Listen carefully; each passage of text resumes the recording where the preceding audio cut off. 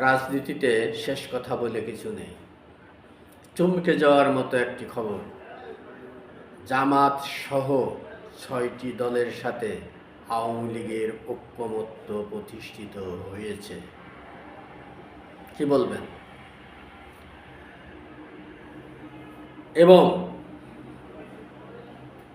কেন এই ঐক্যমত্য হলো সে বিশ্লেষণে যাওয়ার আগে এতটুকু বলবো, জুলাই বিপ্লবের মাধ্যমে ম্যাট্রিকুলাস পদ্ধতিতে যারা একটি নতুন বাংলাদেশ উপহার দিতে চেয়েছিল, যেখানে মানুষের দুঃখ কষ্ট দুর্দশা থাকবে না, যেখানে বৈষম্য থাকবে না, যেখানে মানুষ মুক্তভাবে জীবনযাপন করতে পারবে, কোনো বৈষম্যের শিকার তারা হবে না, তেমন একটি বাংলাদেশের স্বপ্ন যে সমস্ত জুলাই বিপ্লবীরা এই দেশবাসীকে দেখিয়েছিলেন, তাদের সেই পরিকল্পনা, তাদের সেই কথার ফুলচুরি পরবর্তীতে সম্পূর্ণ মিথ্যে প্রমাণিত হয়েছে।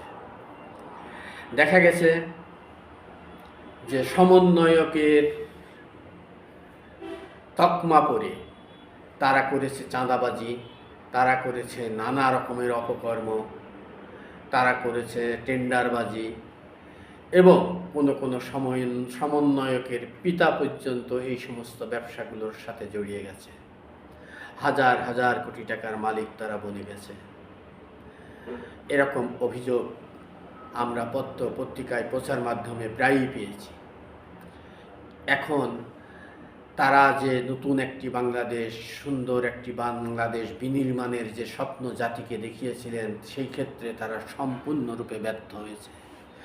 আর তাদের এই ব্যর্থতার কারণেই, তাদের এই অক্ষমতার কারণেই, অপারগতার কারণেই বাংলাদেশের রাজনীতিতে অধিকাংশ মানুষ এখন বলছে যে আওয়ামী লীগে ভালো ছিল, আওয়ামী লীগের আমলেই আমরা ভালো ছিলাম।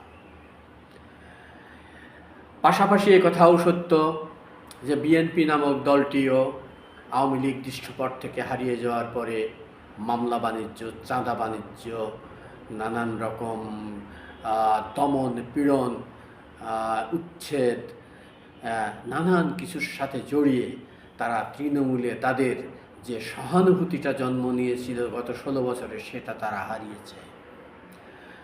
এখন মজার বিষয় হচ্ছে, জামাতের নামটি জানা গেছে, বাকি 5টি দলের নাম এখন পর্যন্ত জানা যায়নি।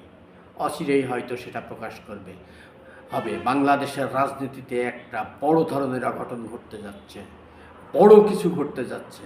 কারণ আওয়ামী লীগের সাথে জামাতের ঐক্যজোট, এটা কদিন আগেও মানুষের কল্পনারও বাইরে ছিল, তা সত্যি।